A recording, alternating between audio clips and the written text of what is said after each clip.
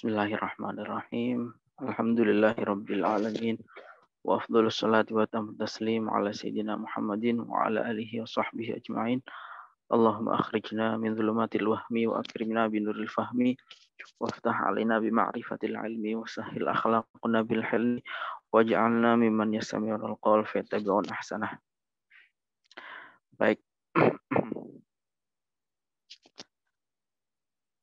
Kawan-kawan sekalian, ini Bismillahirrahmanirrahim. Malam hari ini kita melanjutkan pengajian kitab Fiqh Sirah di pertemuan yang ke-8 ya. Pertemuan yang ke-8 di bagian yang ketiga dari kitab Fiqh Sirah ini. Kita sudah membahas bagian pertama dan kedua. Bagian pertama kemarin adalah muqaddimah. Kemudian yang kedua adalah fase kelahiran sampai dengan kenabian. Dan kita akan membaca fase yang ketiga, bagian ketiga. Itu dari diutusnya dengan jauh ke mana. Teman-teman akan dibuka PDF-nya di halaman 105. Di halaman 105.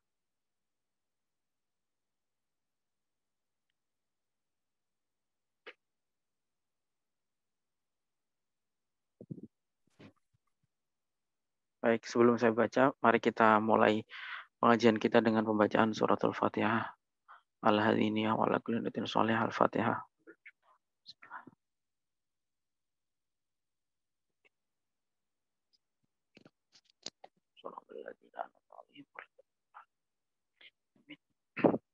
Baik.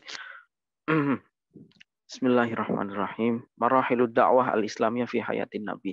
Jadi pembahasan kita pada malam hari ini adalah fase dakwah Nabi.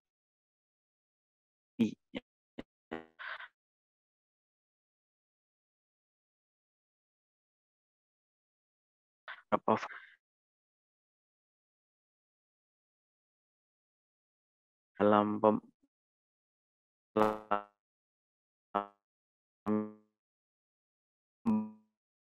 bagian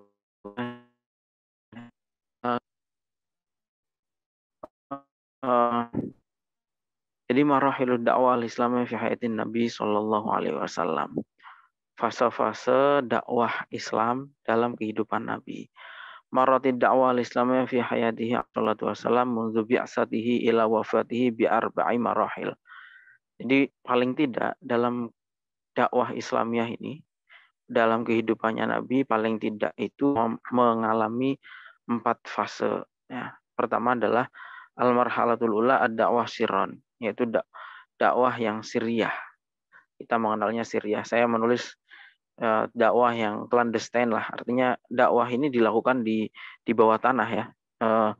Maksudnya tidak terang-terangan di publik. Ya. Itu berlangsung selama 3 tahun. Kemudian al-marhalatus tsaniyah ad-da'watu jahron. Kemudian yang kedua adalah fase kedua adalah dakwah di muka publik. Tapi waktu di fase ini itu hanya menggunakan lisan. Wabil lisan faqat wastamarat ilal hijrah.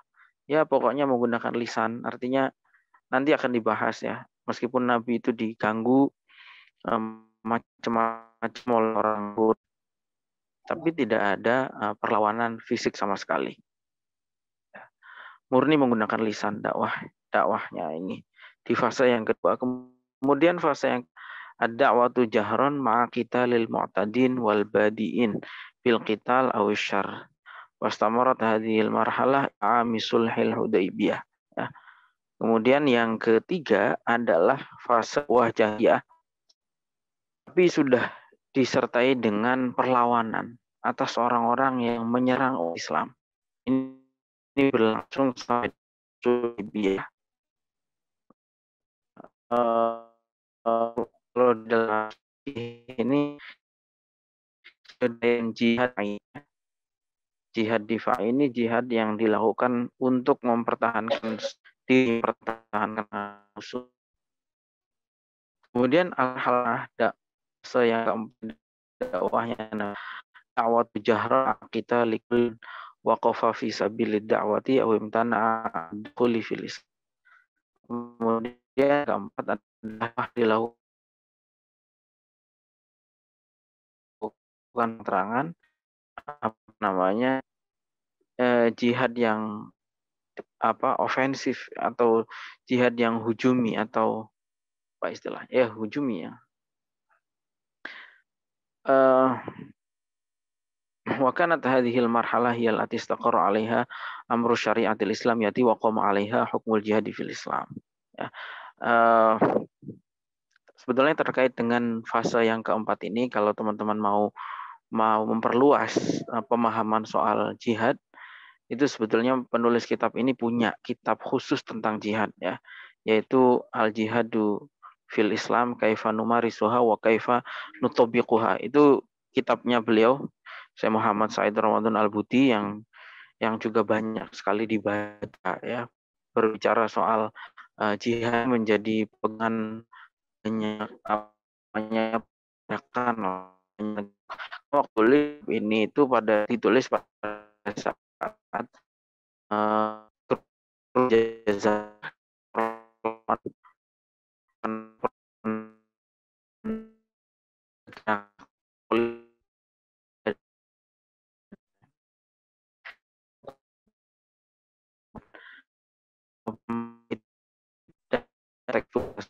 bisa sebut al-jihad kaifa numarisuha wa kaifa nutabiquha. PDF-nya juga banyak saya kira di internet kalau susah nyari gitu. Kemudian baik, ad-da'watu sirran. Sekarang pembahasan soal dakwah yang sirriyah itu. Bada'an Nabi sallallahu alaihi wasallam yastajibu li amrillah fa yad'u ila ibadillahi wahdah. Wa nabzil asnam. Nah, kan kemarin sudah dibahas di pembahasan yang lalu ketika Nabi pertama itu sudah ada perintah untuk qum fa'anzir. Ya ayyuhal muddatsir qum fa'anzir. Berdirilah, kemudian ya sampaikan dakwah lah. Itu Nabi mengikuti perintah Allah ini. Nabi mengajak orang-orang untuk mengesahkan Allah dan kemudian meninggalkan menyembah berhala. Walakinahu kana yad'u ila dzalika sirran. Tapi waktu itu Nabi melakukan dakwahnya ini secara clandestine, secara sembunyi-sembunyi. Hadaran min waq'il mufaja'ati ala Quraisyin allati kanat muta'assibatan li syirkiha wa wasaniyatiha. Tujuannya apa? Yaitu untuk mengantisipasi kekagetan orang-orang Quraisy yang sebelumnya sangat fanatik dengan kesyirikan dan dengan berhalanya itu. Falam yakun alaihi sholatu wassalam yadharu da'wata fil majalisil umumiyati li Quraisyin.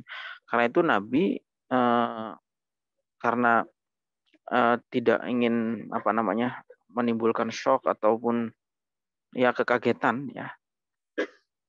Dakwah itu kan perlu tadarruj ya, perlu bertahap. Maka Nabi melakukannya secara bertahap.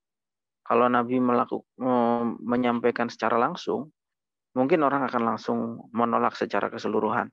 Tapi Nabi melakukan secara bertahap. Tidak pernah Nabi menyampaikan dakwahnya di muka publik. Ya. Walam yakun yad'u illa man kanat tashudduhu ilaihi qarabatan aw ma'rifatan sabiqatan. Karena itu Nabi hanya mengajak orang-orang tertentu, yaitu yang terikat kekerabatan, terikat kekeluargaan, atau sudah dikenalnya. Itu. Jadi Nabi hanya mengajak orang-orang tertentu yang terikat kekeluargaan dengan beliau, atau beliau sudah mengenal sebelumnya dengan baik. Ya. Yang kekeluargaan ya tentu seperti Sayyidah Khadijah, kemudian Ali bin Abi Thalib, kemudian yang sudah dikenal sebelumnya ya seperti awalnya. Jadi awalnya seperti itu. Nabi melaksanakan perintah Allah untuk berdakwah, tapi dilakukan secara di bawah sembunyi-sembunyi.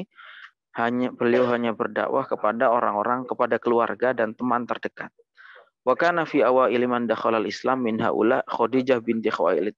Ini orang-orang yang as-sabiqun al-awwalun ya, orang-orang yang pertama. Ini orang-orang yang pertama masuk Islam. Di antaranya adalah Khadijah binti Khuwailid yang tidak lain adalah istri beliau sendiri ya radhiyallahu anha.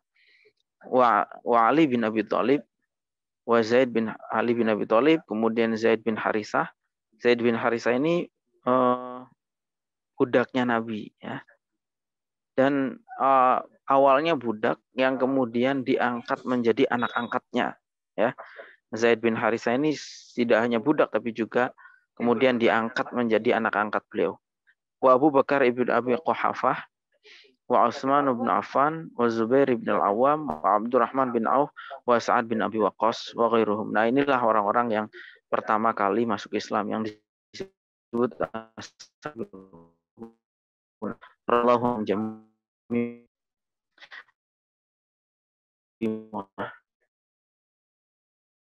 namanya mempercayai pada saat belum ada orang yang mau beriman kepada beliau. Karena haula yaltaquna bin Nabi sallallahu alaihi wasallam sirran. Wa kana ahaduhum idza arada mumarasata ibadatin min adat zahaba ila sya'abi Makkah yasiha an dari Quraisy. Kalau mereka ini yang sudah saat itu menemuinya secara sembunyi-sembunyi. Dan mereka ketika melaksanakan ibadah, ya, membaca Al-Quran waktu itu ya, perintah sholat kan belum ada, ya, atau yang lain-lain ibadah lain, mereka di lembah yang ada di kota Makkah. Mereka bersembunyi di sana dari pandangan orang-orang Quraisy. Dan konturnya kota Makkah ini lembah ya, isinya gunung batu. Jadi ya di sela-sela pegunungan itulah mereka itu berbunyi. Waktu awal Islam masih masih fase Syria ya. Summalama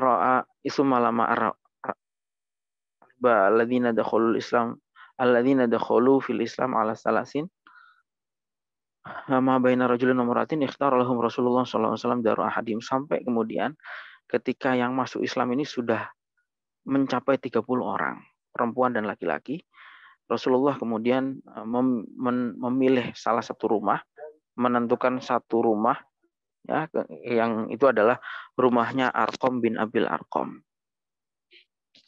Liyal taqibihim fiha li hajatil irsyadi wa ta'lim.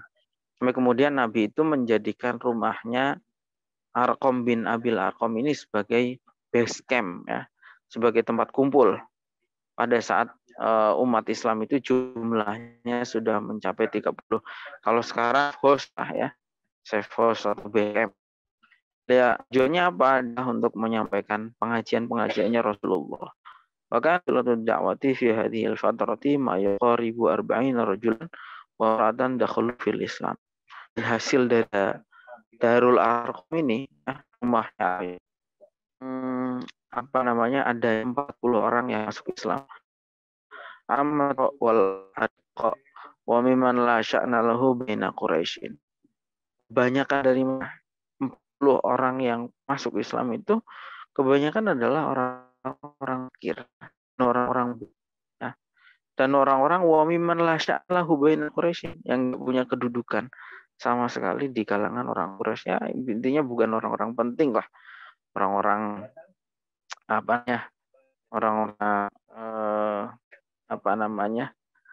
istilahnya orang yang tidak punya kedudukan. Itu orang-orang pertama yang masuk Islam. Makanya jangan kaget kalau sekarang orang kalau kita berdakwah itu kemudian yang ikut orang-orang fuqara masakin, kayak seperti misalnya ngurus pesantren. Yang mau pesantren itu orang-orang tani yang miskin-miskin, istilahnya yang mungkin istilah kasarnya kampungan-kampungan. Tapi sudah ada contohnya. Zaman Nabi saja dulu awal-awal dakwah yang mau menerima dakwahnya itu ya orang-orang fakir. orang-orang fakir dan budak. Gitu. Nanti akan ada penjelasannya ini kenapa bisa terjadi semacam itu. Tapi ini juga menunjukkan bahwa ya memang Islam itu membela orang-orang yang tertindas. Ya. Islam itu membela orang-orang yang tertindas. Baik, al-ibar wal idot. Sekarang apa pelajaran yang bisa diambil dari sekilas cerita tadi itu tentang dakwah Syria? Wajhu Syriati fi bad'i da'watir Rasul alaihi salatu wasalam la raiba apa namanya?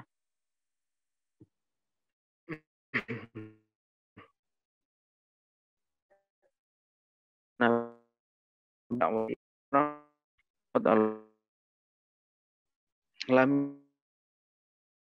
pertama bahwa yang itu dakwah dilakukan secara sembunyi-sembunyi pada masa 3 itu Nabi itu mengkhawatirkan keselamatan dirinya. Sama sekali bukan itu faktornya ya. Karena Nabi itu ketika sudah diperintahkan oleh Allah kum fa'andir, Nabi sudah betul-betul yakin bahwa Allah yang memerintahkan, itulah Allah yang pasti akan melindunginya itu dari gangguan orang-orang, dari gangguan manusia lah ya. Itu bahwa Allah sudah memerintahkan Nabi untuk berdakwah, itu ya Allah sudah menjamin keselamatannya. Itu. Karena Nabi itu pasti dijaga. Kita manusia seperti kita yang bukan Nabi dan Rasul ya harus siap dengan resikonya. Bahkan para sahabat dulu juga ingat ya peristiwa Roji dan Bi'ar Ma'unah yang nanti juga akan dibahas. Itu rombongan delegasi dai itu dibantai oleh orang-orang yang akan didakwahi itu. Gitu. Nah itu resiko dakwah ya. Dan banyak kisah yang lain. Kalau itu banyak ya orang berdakwah resikonya nyawa itu ya banyak. Tapi kalau Nabi, karena beliau ini Nabi ya, Nabi ini pasti dilindungi oleh Allah. Dan Nabi yakin. Karena itu ketika Nabi itu dakwah Syria, itu bukan karena Nabi itu mengkhawatirkan keselamatan dirinya, sama sekali tidak. Karena beliau betul-betul yakin Allah yang memerintahkan beliau untuk berdakwah, itulah yang pasti akan melindunginya. Tapi Allah memang memberikan ilham. Dan ilham bagi para nabi itu seperti wahyu. Memberikan ilham untuk apa? Untuk agar supaya dakwahnya pertama-tama itu dilakukan secara sembunyi-sembunyi. Atau secara understand tadi ya. Tujuannya apa? Ya tujuannya untuk agar supaya orang itu ngerti atau agar supaya ini satu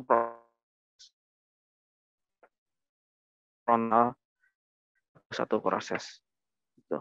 Makanya dakwah ya menempuh proses ini penting al-akhdu bisbab pengen pinter ya harus gitu, harus kuliah.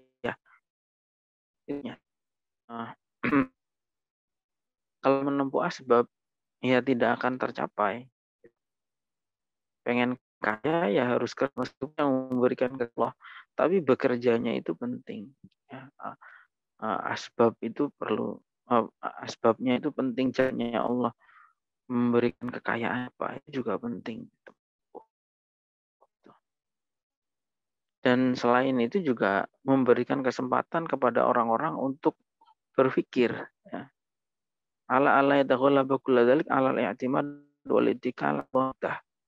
Tapi meskipun menempuh proses, tapi keyakinannya tetap bahwa yang memberikan keberhasilan itu Allah. Yang memberikan hidayah itu Allah. Jadi segala cara itu penting ditempuh dalam dakwah. Tapi juga jangan sampai hilang keyakinan bahwa yang memberikan keberhasilan dan hidayah itu Allah. Gitu. Jadi harus lengkap intinya. Dua hal ini harus lengkap, dua unsur ini ya. Asbabnya penting, artinya prosesnya penting, tapi yakin bahwa Allah yang memberikan keberhasilan itu juga penting. Kalau hanya ditempuh salah satunya, maka ya itu tidak akan berhasil. Misalnya hanya ikhtiar saja dan mengandalkan kemampuan dirinya sendiri, tidak akan berhasil. Atau hanya berharap saja, tidak melakukan apapun, hanya berpangku tangan, itu juga tidak akan berhasil. Jadi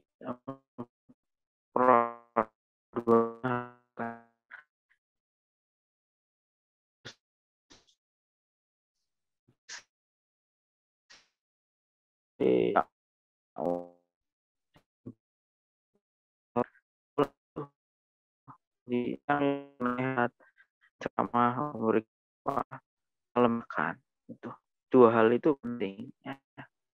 Di anak juga begitu, kalau hanya dipukuli saja itu nggak akan berhasil, tapi didoakan, dikati, itu penting ya. Dua hal itu penting untuk dilakukan. Wa min huna tudriku an uslub da'wati, paham ya kayak gitu ya. Maksudnya dua hal itu penting. Kita bisa dakwahnya Nabi di sini bahwa prosesnya penting, mendoakan atau tawakal kepada Allah itu juga penting. Sehingga kita sehingga kita tidak kecewa, wahnya tidak berhasil, memang atau kasih itu Allah. Kalau dapat hidayah ya kita juga kecewa. Alaika itu kan urusan hidayahnya urusan Allah. Didik santri, didik anak itu juga begitu. Tugas kita ya ikhtiar. Yang membuat pinter ya Allah. Malah kalau ya ini penting untuk orang-orang yang menjadi pendidik, guru, ustadz ya. Kadang-kadang kan kecewa kalau melihat anak-anak didiknya tidak pinter-pinter. Tapi Kiai Maimun itu kan dulu pernah berpesan ya, kalau didik anak itu, didik santri ya tidak usah punya keinginan untuk pinter, nanti ikhlasnya berkurang gitu. Ya pokoknya ikhtiar yang maksimal, tapi urusan pinternya ya urusan Allah. Itu serahkan sama Allah. Jadi yang dilakukan oleh Nabi ini adalah bagian daripada siasah syariah. Karena kan gini ya, maksudnya gini.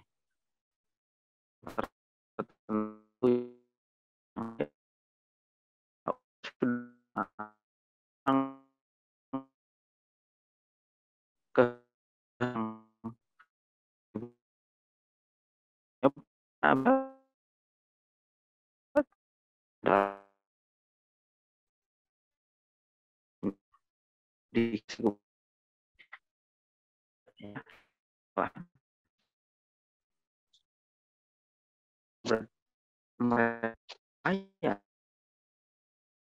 karena belum Nabi kan mengalami kecewa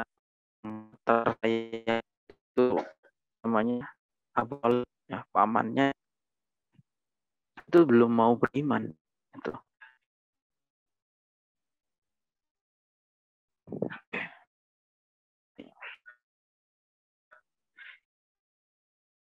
Dalam pada ya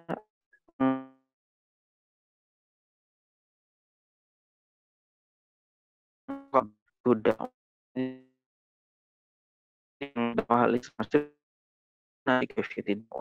kisah Nabi di atas, maka itu menjadi satu tuntunan bagi para duat, bagi para dai di setiap masa untuk menggunakan kelenturan, fleksibilitas dalam cara berdakwah.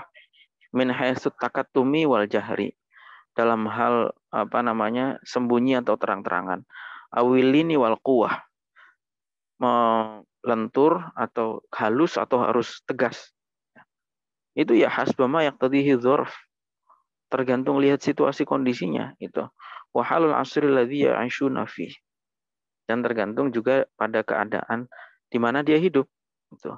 Tentu hidup di daerah yang sudah mayoritas muslim dengan daerah yang minoritas muslim, cara dakwahnya berbeda. Dakwah kepada masyarakat umum dan kepada santri itu juga berbeda. Karakternya memang beda.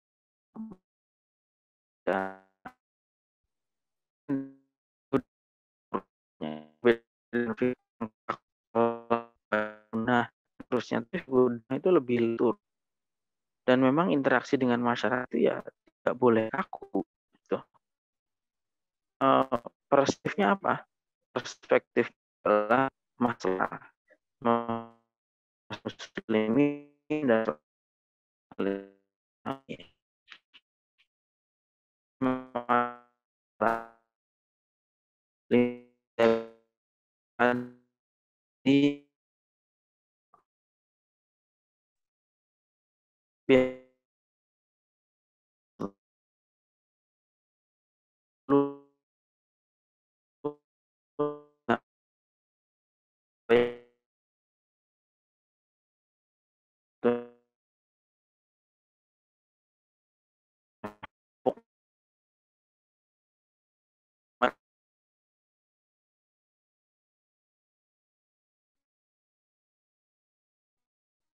yang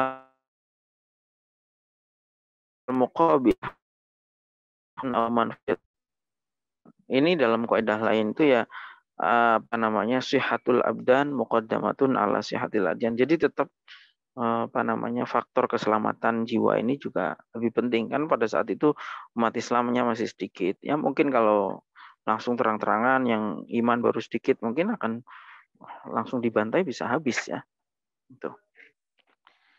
Wa yaqirru Aziz bin Abdus Salam hurmatul haud fi misli hadzal jihad qailan fa idza lam tahsul nikayah wajibal inhizam lima fi subuti min fatin nafsi ma'a shifa'i suduril kufari wa irghami ahli Islam. Wa qasar subutuna mafsadatun mahdatun laisa fi tayyiha maslahatun. Qultu wa taqdimu maslahatin nafsi min hisahiri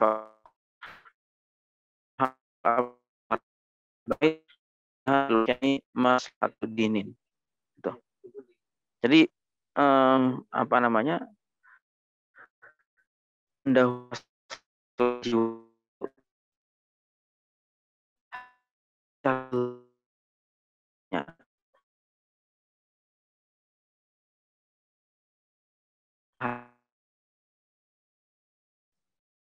Maaf Mas Najih, suaranya putus-putus.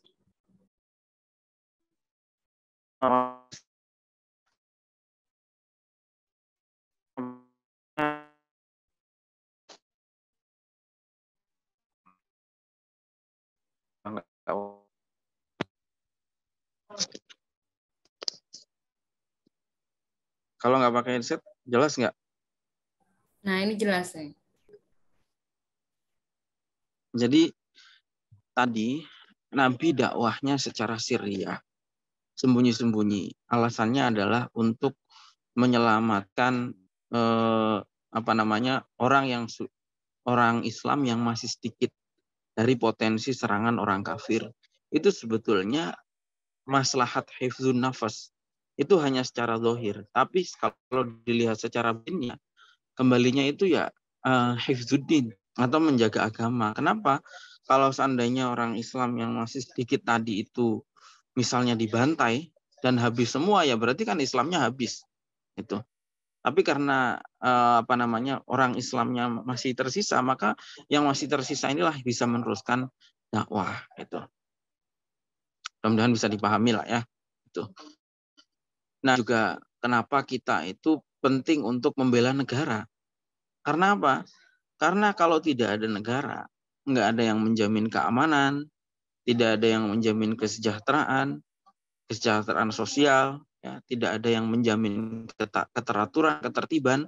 Kalau nggak ada pemerintahan, kalau tidak ada negara, maka ketika kita tidak bisa beragama tanpa adanya negara, maka menjaga negara itu pada hakikatnya adalah menjaga agama. Paham nggak maksudnya? Jadi ketika kita tidak bisa beragama tanpa adanya negara, maka menjaga negara itu adalah bagian dari menjaga agama. Ini seperti yang dikatakan oleh Imam Ghazali, ya. Adin wa daulatu tawni itu dan seterusnya. Jadi agama negara anaknya hanya mau bela agama misalnya, nggak peduli mau negaranya hancur loh. Dia tidak sadar ketika negaranya hancur, dia juga akan bisa beragama. Negara konflik. Ketika negaranya konflik seperti di Afghanistan, orang sholat Jumat saja belum tentu bisa diselenggarakan. Jangan tanya apakah haji bisa, zakat bisa. Haji itu difasilitasi semuanya oleh negara. Kalau nggak punya negara ya nggak bisa berangkat haji gitu. Mudah-mudahan bisa dipahami ya. Jadi simple sebetulnya. Nabi juga dulu begitu. Kalau Nabi mau frontal, ya bisa saja tanpa ada dakwah Syriah, bisa frontal langsung. Tapi ya mungkin habis kalau tidak hati-hati ya orang Islamnya habis. Orang Islamnya berarti Islamnya habis. Jadi menjaga keselamatan nyawa itu ya pentingnya di situ. Kemudian wal khulasu anahu yajibul musalama wal isra bidakan al jahr awil qitalu yadurru biha. Intinya adalah dalam berdakwah itu wajib berhati-hati menjaga keselamatan. Kalau memang dakwah di muka publik itu membahayakan, gitu. Tapi ketika walai juzul israr fi dakwah idza amkan al jahru biha wa kana dzalika mufidan. Tapi dalam kondisi dakwah di muka publik itu mungkin dilakukan, maka harus dilakukan, gitu. Ya. Misalnya gini, Anda melihat orang yang sedang meminum khamr misalnya. Kalau diingatkan, mungkin langsung marah, langsung bacok misalnya. Maka diam itu lebih baik gitu. Tapi kalau seumpama memungkinkan, ya, misalnya yang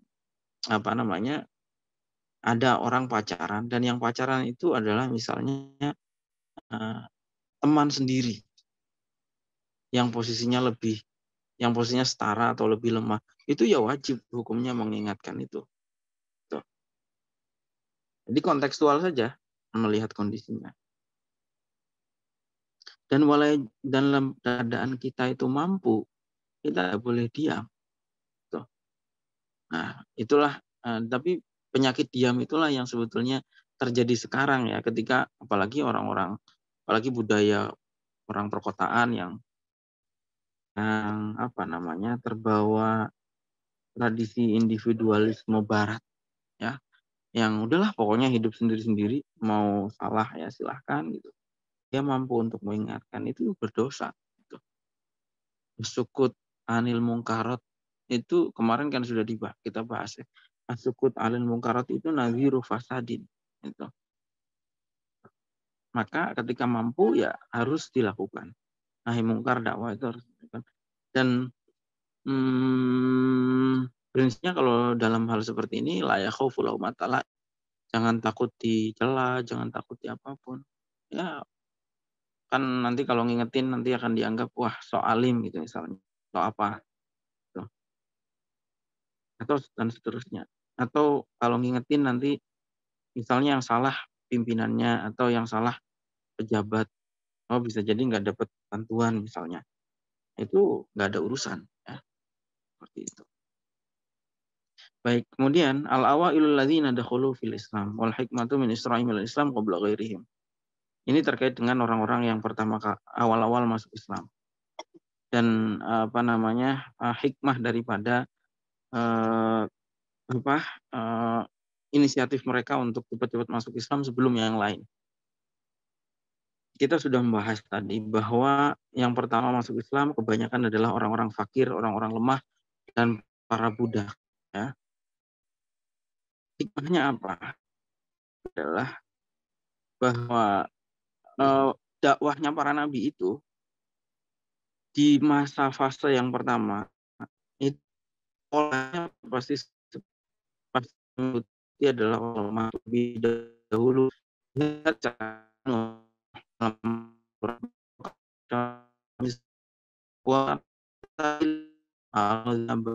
Jadi Nabi Nuh itu dulu dicela. Salah, kamu itu siapa? Manusia seperti saya, seperti kami, kata mereka. Dan lihat pengikut-pengikutmu itu ya, itu Nabi Nuh. Nah, Fir'aun juga dulu begitu, mencela pengikut ya,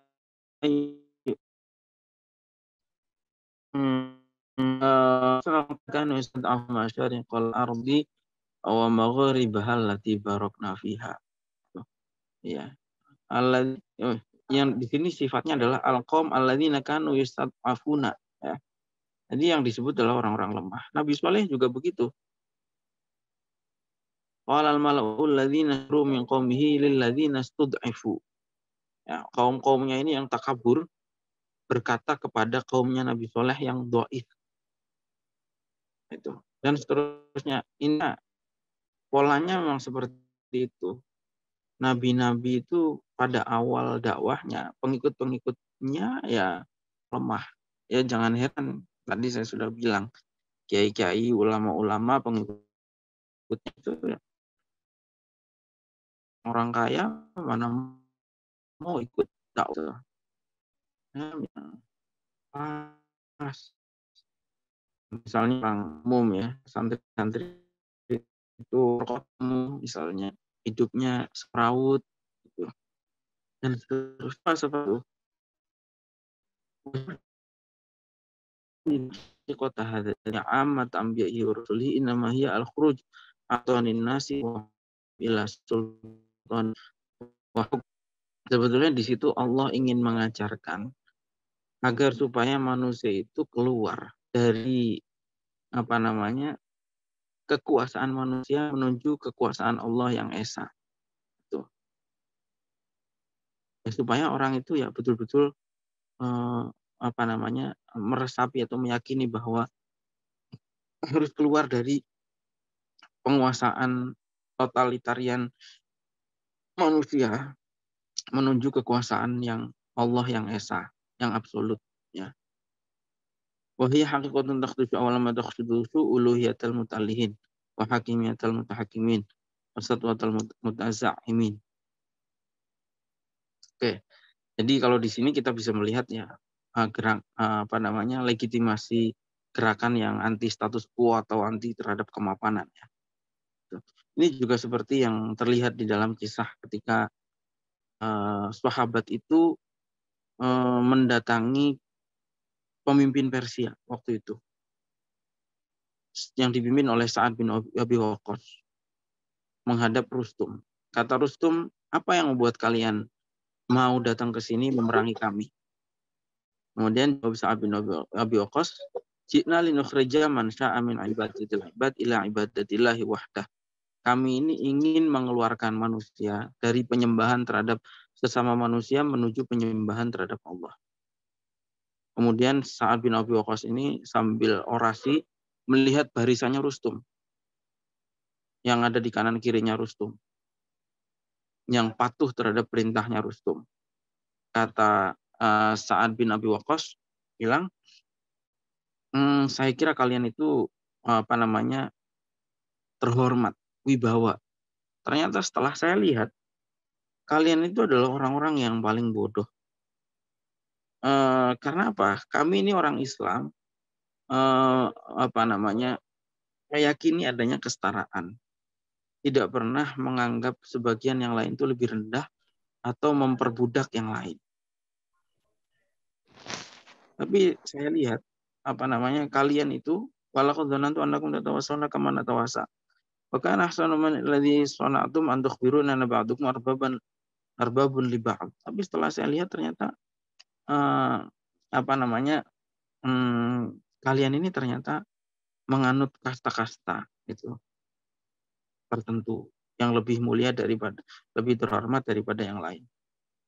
Pada saat itulah kemudian orang lemah di kalangan orang Persia ini bergumam, benar juga ya yang dikatakan itu. Pun para pemimpinnya merasa, waduh ini doktrin yang berbahaya karena itulah yang selama ini kita citakan udah menuntut kesetaraan maksudnya ya. Oke, baik. Kemudian ya orang-orang fakir inilah orang-orang yang tidak punya kepentingan, tidak ada yang harus dipertahankan. Berbeda dengan orang-orang pemimpin ini, dia masuk Islam di follower menjadi pena misalnya, atau tadinya menjadi ya pemuka apalah itu. Kalau Islam kan nanti khawatir kehilangan sisinya. Banyak yang seperti itu. Seperti Abu Thalib yang takut masuk Islam karena khawatir kehilangan pengaruh kaumnya. Itu. Kalau orang-orang fakir nggak ada yang harus bertahankan. Gitu. Malah justru di dalam Islam mereka mendapatkan kemuliaan, mendapatkan kesetaraan. Nah, jadi tadi sudah diterangkan, Nabi ini dengan kata lain, ini ya memerangi kemapanan yang ada pada saat itu. Ini sekaligus menjawab tuduhan bahwa Nabi itu hanya memperjuangkan mimpi orang Arab, atau Nabi itu meneruskan tradisi atau inspirasi dari kaum Arab. Padahal tidak seperti itu. Ya kalau Arab itu adalah Islam, untuk apa didakwahkan lagi? Kalau seandainya Arab itu Islam ya, untuk apa didakwahkan Islam lagi gitu ya? Atau kalau Islam itu Arab, ya pasti orang Arab tidak akan menolak mestinya dakwahnya Nabi itu. Atau kalau Islam itu Arab, ya mungkin yang beriman bukan orang-orang asing, tapi nyatanya yang iman itu adalah Suhaib Ar-Rumi, Ar-Romawi, Bilal Al-Habasyi itu dari Ethiopia atau Abyssinia. Ya. Dan kenapa kita tidak boleh mempersempit Islam itu sebagai Arab? Ya. Karena Islam itu ya agama untuk seluruh alam. Gitu. Kalau kita menjadikannya Arab, orang-orang akan merasakan agama ini sebagai agama yang asing. Gitu. Mungkin orang-orang Eropa wah ini kan tradisi-tradisi asing gitu. Atau kalau serba diarabkan ya, kalau Islam itu harus pakai jubah, kalau Islam itu harus berbicara bahasa Arab misalnya, dan seterusnya. Itu orang akan merasakan bahwa ini adalah unsur asing, budaya asing yang masuk ke dalam tradisi mereka. Gitu. Jadi intinya penolakan dari orang Arab terhadap dakwah Nabi itu bahwa itu membantah anggapan banyak orientalis bahwa Nabi itu ya hanya meneruskan tradisi Arab. Islam itu hanya Arab. Nah sekarang sebagian orang yang tidak bisa membedakan antara Islam dan Arab, yang tergila-gila dengan Arab, menganggap semua yang dari Arab itu Islam. Padahal tidak seperti itu. Kalau dakwah itu ya, atau kalau Islam itu Arab, ya pasti orang Arab tidak akan menolak Islam. Islam itu sudah budaya mereka. Tapi sampai orang Arab menolak Islam, itu berarti memang waktu itu Islam memerangi tradisi yang tidak pas dari orang-orang Arab. Dan tadi Islam jangan dibatasi sebagai agamanya orang Arab, karena itu akan menjadikan asing bagi orang-orang bangsa-bangsa yang lain ya. Padahal Islam ini kan agama yang alamiah. Kemudian al-jahru bidakwah. Setelah mulai banyak orang yang masuk Islam, laki-laki, perempuan, sampai Islam menjadi ramai. Kemudian Allah memerintahkan Nabi untuk berdakwah secara terang-terangan.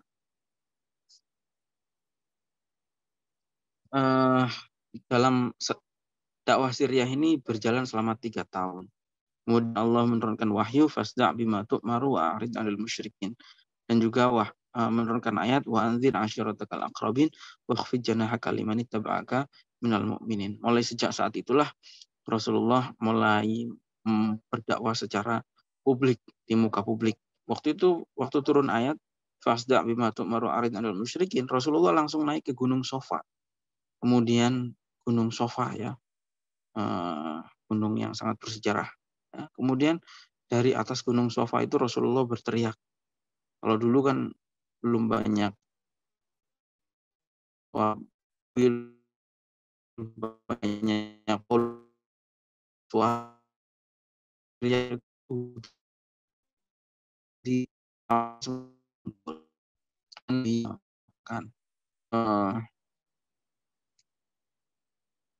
begini, seandainya saya mengatakan bahwa dari belakang gunung ini akan ada pasukan kavaleri yang menyerang kalian, apakah kalian akan percaya?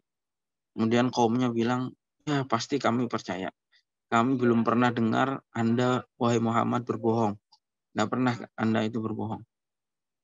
Oke, kalau begitu saya sekarang fa inni nadhirul lakum baina yaday adzabin syadid. Saya sekarang membawa peringatan atas siksaan yang sangat pedih. Nah, tiba-tiba Abu Lahab ya berteriak, "Tabban laka sairul yaum, alihada jama'atana."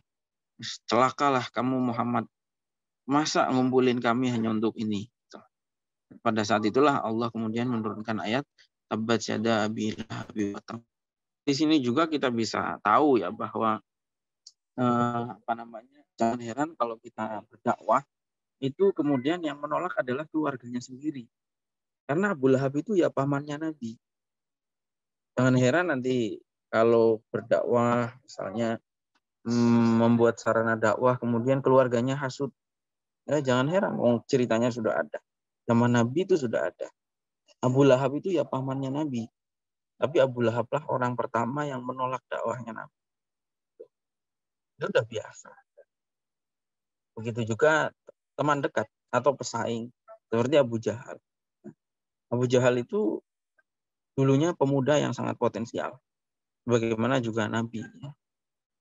Ada ketika Nabi dapat wahyu, Abu Jahal hasut. Karena itu tidak mau beriman. Baik, panjang lah ya kisahnya. Nabi sempat ngumpulin keluarganya dari Bani Ka'ab, kemudian Bani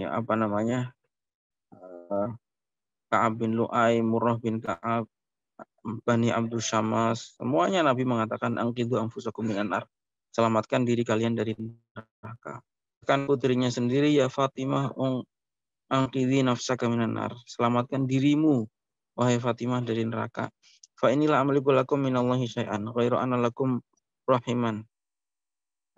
Gitu. Karena saya ini tidak akan bisa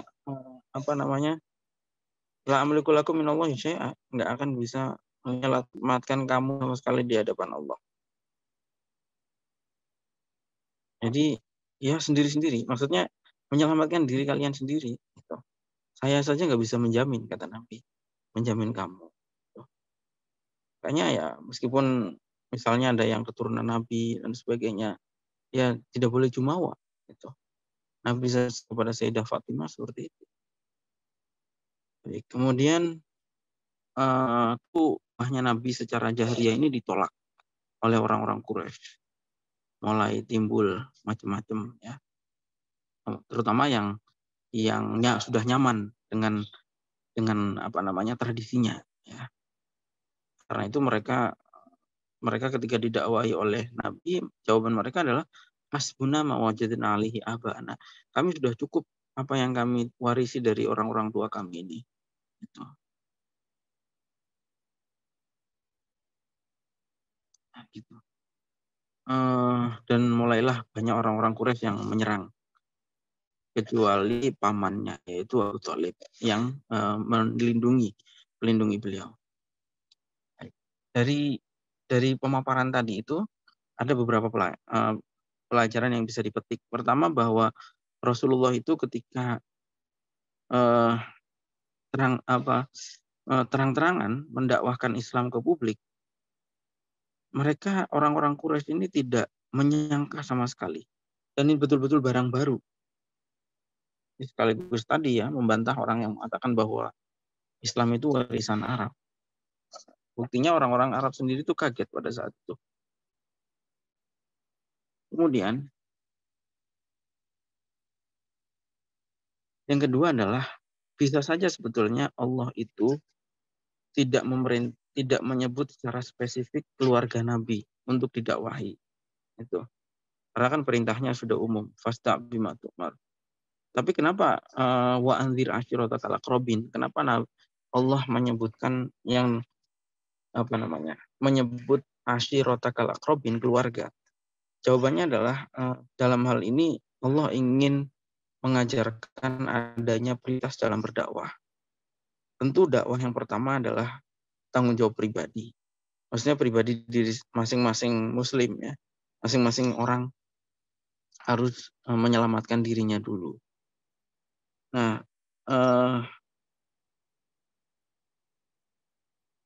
Kemudian amat darajah allati taliha. Kemudian berikutnya adalah fahiyya mas'uliyatul muslim an ahlihi wa man yaludzu nabihi min dawi qarabahu. Yang kedua adalah keluarga. Setelah menyelamatkan diri sendiri, yang harus diselamatkan adalah keluarga. Wa tujian ilqam bihaqi hadhil mas'uliyah khassasallahu al-ahla wal aqariba bi daruratil inzar wa tabligh ba'da an amara bi umumi tabligh wal jahri bihi. Itu. Karena itu yang paling penting jadi setelah dirinya sendiri itu adalah keluarga. Karena itu ini singkatnya, orang-orang yang mau khuruj, orang-orang yang jamaah tabligh itu kalau mau dakwah keluar, itu yang paling penting harus diselesaikan adalah tanggung jawab keluarganya. Keluarganya sudah didakwahi apa belum? Sudah dididik apa belum? Nafkahnya bagaimana? Sudah diselesaikan atau belum? Itu seperti itu. Jangan sampai orang-orang jamaah tabligh itu khuruj kemana-mana, sementara keluarganya terbengkalai. Padahal Nabi itu diperintahkan untuk memprioritaskan keluarganya dulu untuk didakwahi. Bahkan di Al-Quran kan ku anfusakum wa ahlikum naro. Selamatkan dirimu dan keluargamu dari api neraka. Yang disebut adalah keluarga.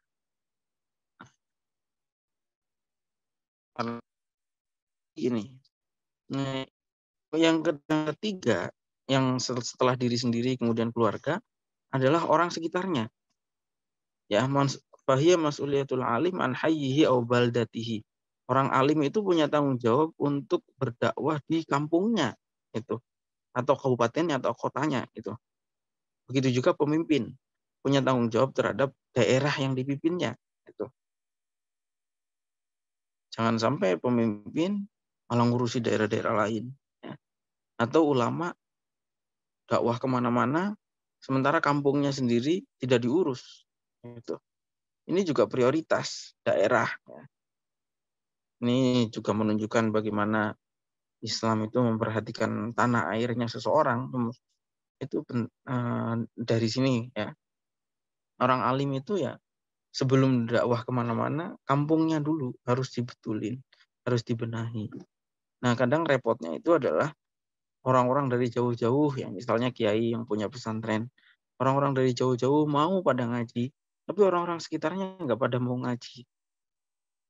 Orang-orang dari mana kenal ngaji sama dia, sama ulama ini, sama orang alim ini, tapi keluarganya sendiri kadang-kadang tidak mau. Nah, itu yang repot. Saya kemarin sudah ngutip makalah ya, azhadun nas bil ulama aqoribuhu daruhu aqoribuhu.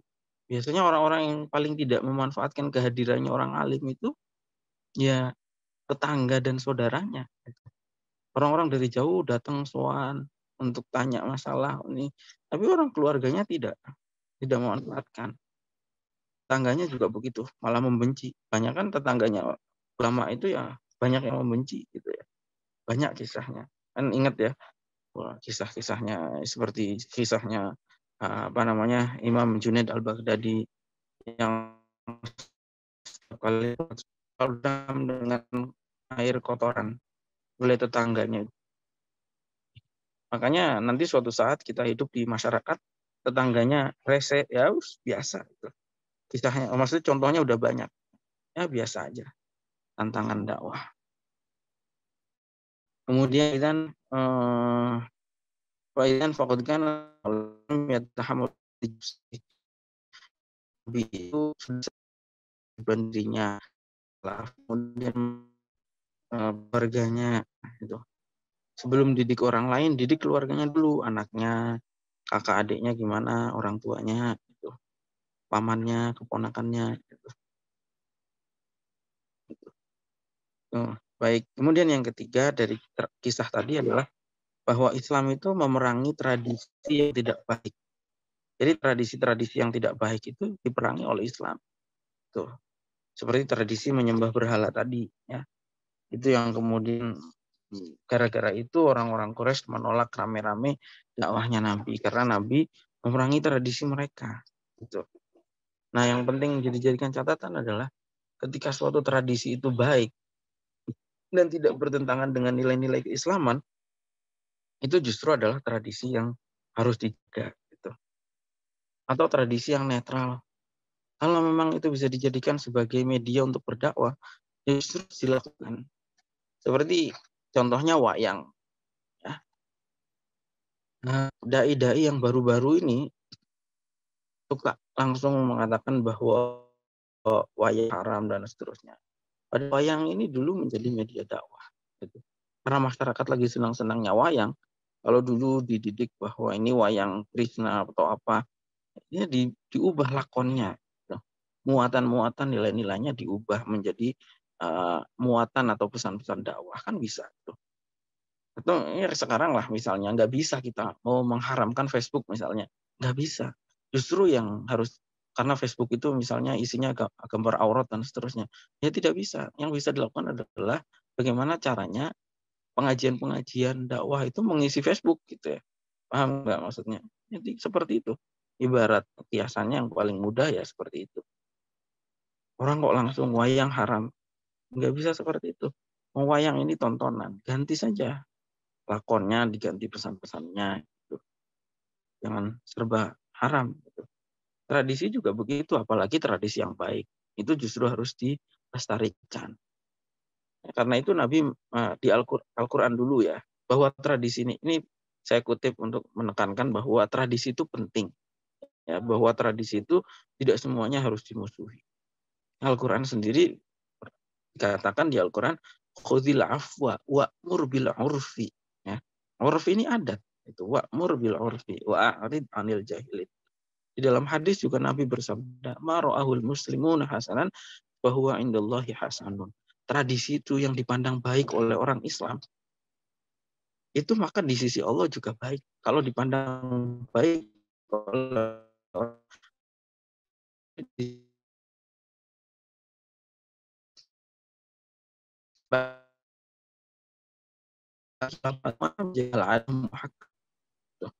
tradisi itu menjadi dasar hukum. Ya, tradisinya orang transaksi menggunakan uang, ya menjadi hukum. Nah, Imam Abu Hanifah sampai mengatakan as-sabitu bil urfi yang ditetapkan menggunakan hukum itu sama dengan yang ditetapkan menggunakan tradisi itu sama dengan yang ditetapkan menggunakan nas. Jadi itu pentingnya tradisi. Nah, kalau ada tradisi-tradisi yang kita tidak setuju karena menyalahi syariat, mubazirnya kan barang, misalnya ada orang apa itu nginjak telur misalnya, nggak usah terlalu frontal. Toh nanti tradisi-tradisi yang semacam itu yang tidak rasional akan hilang-hilang sendiri. Percayalah, tradisi-tradisi yang tidak rasional itu akan hilang-hilang sendiri. Gitu. Ya, selama kita tidak melakukan saja, kalau kita tidak melakukan, tradisi itu kalau nggak ada orang melakukan, lama-lama juga mati. Gitu. Seperti itu. Dulu orang kampung malah karenanya atau apa. Sekarang sudah lagi, tradisi berubah. Nggak usah diperangi secara frontal, nanti juga hilang-hilang sendiri. Kalau diperangi secara frontal, malah akan ada perlawanan. Gitu. Wayang itu mungkin sekarang sudah hampir nggak ada yang nonton. Mungkin teman-teman yang ada di sini mungkin juga yang kebanyakan mungkin seumur hidup nggak pernah nonton wayang ya. Jadi karena ada yang mengharapkan wayang, justru terjadi perlawanan. Akhirnya ada yang rame-rame bikin nonton wayang bareng-bareng. Ya nggak usah diperangi secara frontal, pelan-pelan itu proses. Kalau tradisi itu kalau kita saja sudah meninggalkan, tidak melakukan, nanti hilang-hilang sendiri. Gitu. Apalagi orang-orang kota, tradisi ngumpul-ngumpul itu semuanya sudah tidak ada lagi. Gitu. Gitu. Apa namanya? Beliau di sini tapi menulis bahwa walakin al-haqiqah anal Islam la taqallida fihi. Tapi Islam sendiri itu bukan merupakan tradisi, itu murni ajaran itu. Kalau kata beliau. Karena begini, kalau kita hanya mengamalkan satu tradisi tanpa ada niat untuk ibadah, ya tidak ada pahalanya. Yang membedakan adalah niat gitu. Misalnya memakai kerudung. Kalau niatnya cuma mengikuti tradisi, ya udahlah pokoknya saya pakai kerudung karena orang kampung saya pakai kerudung, ya tidak ada pahalanya. Gitu. Atau mengikuti style saja demi style, berkerudung demi style. Ya sekarang orang-orang Iya, bukan sekarang. Dulu-dulu orang-orang Yahudi Nasrani itu juga pakai cadar ya.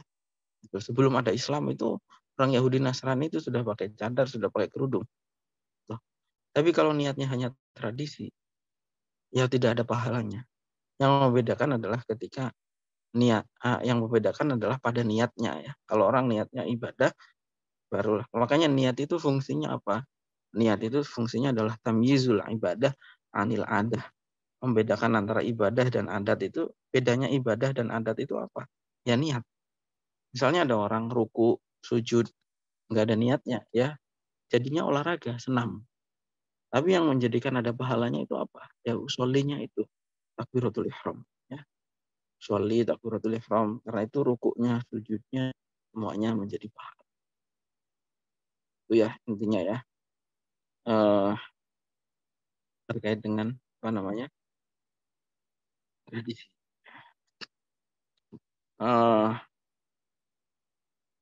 Banyak kalau tradisi-tradisi yang dilestarikan yang baik-baik, ya seperti misalnya tawaf. Islam belum datang, tawaf sudah ada. Hanya Islam mengubah casingnya. Ya. Dulu tawafnya telanjang, Islam memperbaiki. Di Indonesia juga begitu, tradisi masyarakatnya kalau ada orang meninggal, kumpul-kumpul keluarga. Tapi dulu kan niyahah, dulu kan meratapi kematian. Nah sekarang kan diubah menjadi doa. Tuh, seperti itu. Itu tradisi. Baik, saya kira mungkin cukup ya. Intinya demikianlah fase dakwahnya Nabi yang apa namanya mempunyai 4 fase. Ya. Fase sirriyah itu 3 tahun, kemudian fase jahriyah tapi sebatas dengan lisan itu dilakukan selama sebelum hijrah lah ya. Itu Nabi itu meskipun diganggu, diserang, tapi nggak pernah ada perlawanan fisiknya sama sekali. Tuh. Meskipun pada saat itu ayat jihad turun. Kemudian ada dakwah yang jahri disertai dengan fisik atau perang membela diri, dan kemudian ada jihad yang dakwah yang jahriyah disertai dengan jihad yang hujumi. Jadi seperti itu kira-kira. Banyak pembahasan penting saya kira ini ya. Ingin menyampaikan sesuatu, kalau tidak ada kita akhiri. Jadi bisa dipahami ya.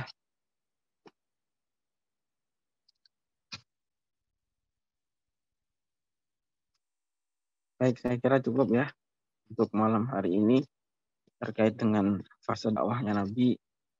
Banyak pelajaran saya kira yang bisa diambil dari materi sejarah dakwahnya Nabi tadi, dan beberapa pelajaran yang bisa diambil, yang disarikan ya oleh kitab ini terkait dengan peristiwa-peristiwa yang sudah